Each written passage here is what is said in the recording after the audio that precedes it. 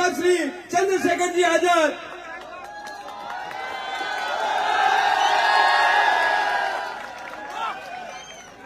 जय भीम। समय हो गया ज्यादा, तो ज्यादा लंबी चौड़ी बात करके तो कोई फायदा नहीं। हनुमान जी ने सारी बात आपसे बता दी। आपके जो यहाँ प्रत्याशी हैं आनंदी राम जी, वो बहुत जिम्मेदार, समझदार, लड़ाकू, आपके हकों के लिए लड़ने वाले प्रत्याशी हैं। यहाँ बड़ी सादड़ी में शंकर लाल जी हमारे एक और प्रत्याशी हैं गठबंधन के। मुझे आपसे 5 मिनट ये कहना है, अभी हमारे लोग लोकतंत्र को समझे नहीं। इस देश में समय समय पे जन्मे सभी संतों, गुरुओं, महापुरुषों को नमन करते हुए, और सबसे ज्यादा धन्यवाद दूंगा बाबा साहब अम्बेडकर, सर छोटू राम जी का, जिन्होंने आजादी से पहले भी इन वर्गों को अपने पैरों पर खड़ा करने के लिए इस लड़ाई को लड़ने का काम किया, और आज भी ये लड़ाई जारी है। उनकी संतानें आज मिलकर इस लड़ाई को लड़ रही है कि भारत और राजस्थान में हर व्यक्ति को, चाहे वो कहीं रहता हो राजस्थान किसी कोने में, स्वाभिमान, सम्मान और सुख सुविधा का जीवन मिल सके, इसकी तैयारी करके हमने ये अलायंस किया। और अलायंस इसलिए किया, हम दोनों लड़ाके हैं, जहां भी अन्याय होता है लड़ते हैं, लेकिन इसलिए कि ये जो शक्ति है, जो बटी हुई शक्ति है, इसको इकट्ठा किया जाए। और वास्तव में अगर राजस्थान का भला करना है तो भले को दृष्टिकोण रख के भाजपा और कांग्रेस के चंगुल से यहाँ के लोगों को आजाद करा के, उनकी गुलामी की बेड़ियों को काट के उनको सुख सुविधा, सम्मान का जीवन देने के लिए हमें इस ऐतिहासिक कदम को उठाना चाहिए। फिर हमने ये इस फैसले को और बल दिया। पिछले तीसरा दिन आज हमें यहाँ है, राजस्थान में हम लोग मिलकर प्रचार कर रहे हैं।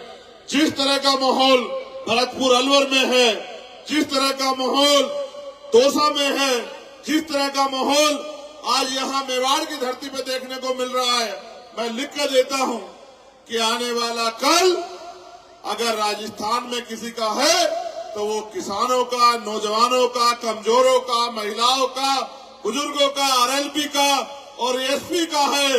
इसे कोई रोक नहीं सकता है, इसे कोई थाम नहीं सकता है। ये एक ऐसी आंधी है जो बहुत तेजी से चली आ रही है। आप उम्मीद लगाइए, देश के प्रधानमंत्री आ रहे हैं तो 1000-2000 लोग जुट रहे हैं, वो भी अगर लेट हो जा रहे हैं तो अपनी गाड़ियों में बैठ के घर चले जा रहे हैं। कहना प्रधानमंत्री तो रोज कुछ ना कुछ झूठी बातें बोलते रहते हैं। जब मुख्यमंत्री आ रहे हैं 100-200 लोग इकट्ठे हो रहे हैं और कह रहे हैं कि बताओ और क्या झूठी बातें करोगे। 4.5 साल में लोग नहीं दिखाई दिए, 6 महीने में पता लगा कि सिलेंडर के दाम कम करने हैं, नौजवानों के लिए कोई अवसर लाना है। मैं आपको बताना चाहता हूं, आपको रोजगार के लिए यहां से बहुत दूर जाना पड़ता है, दूसरे प्रदेशों में पलायन करना पड़ता है, और जब भर्ती आती है तो पेपर लीक करवा के मुख्यमंत्री जी और विधायक जी और मंत्री जी अपने बच्चों को, अपने रिश्तेदारों को कुर्सियों पर बिठा देते हैं। और आप यहाँ काम करने वाले पढ़े लिखे नौजवान अपना पेट पालने के लिए, अपना घर चलाने के लिए मध्य प्रदेश, गुजरात, पता नहीं किस किस प्रदेश में जाके भी अपने परिवार से दूर अपने परिवार को पालने के लिए काम करते हो। सम्मानित साथियों, अगर आपने अपनी वोट का सही प्रयोग किया, बाकी बात हनुमान जी ने कह दी, मगर मैं जिम्मेदारी से कह रहा हूं, अगर आपने अपनी वोट का सही प्रयोग किया तो मैं विश्वास के साथ कहता हूं, यहाँ से पलायन होगा नहीं।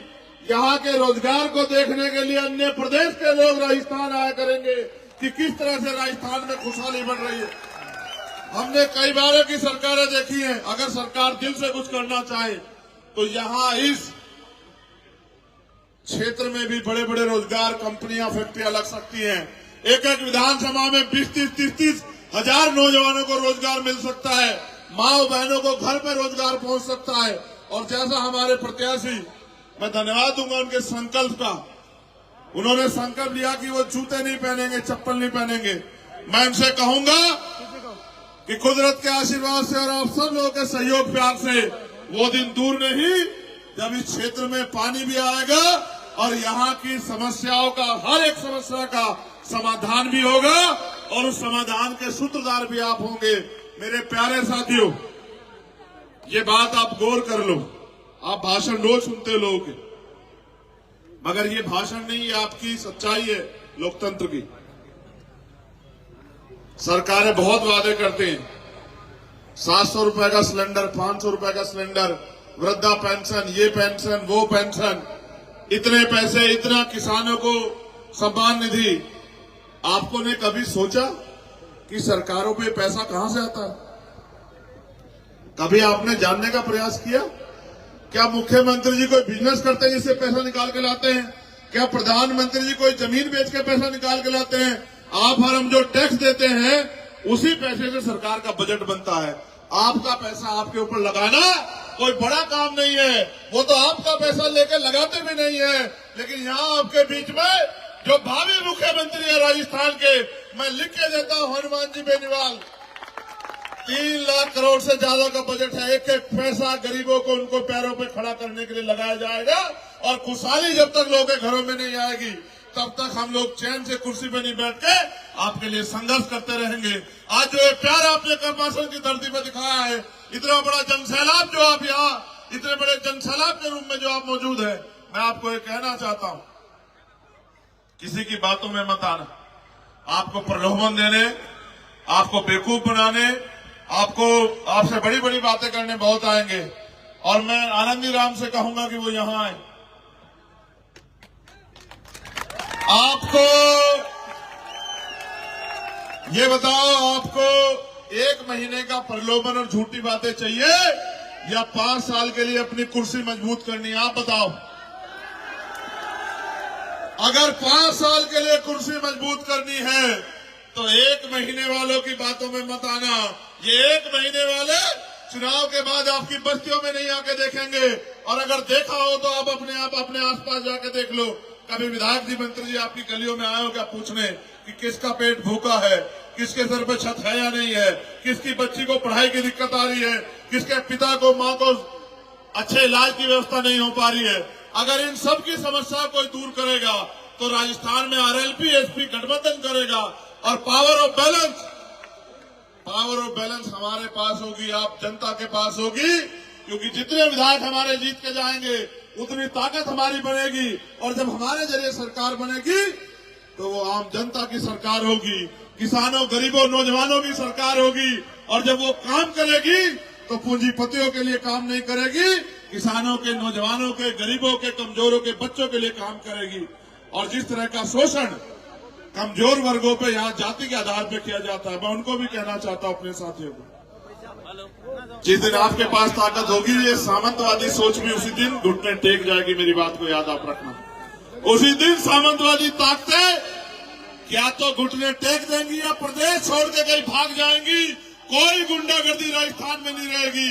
अगर आपने सही फैसला ले लिया, 25 तारीख को जब आप वोट डालने जाए, ना इधर देखे ना उधर देखे, सामने देखे और बोतल के बटन को दबाकर भाई आनंदी राम जी को विधानसभा भेजने का काम आप करें। और आपकी समस्याओं के लिए लड़ने की जिम्मेदारी आप हमारे पास छोड़ दें।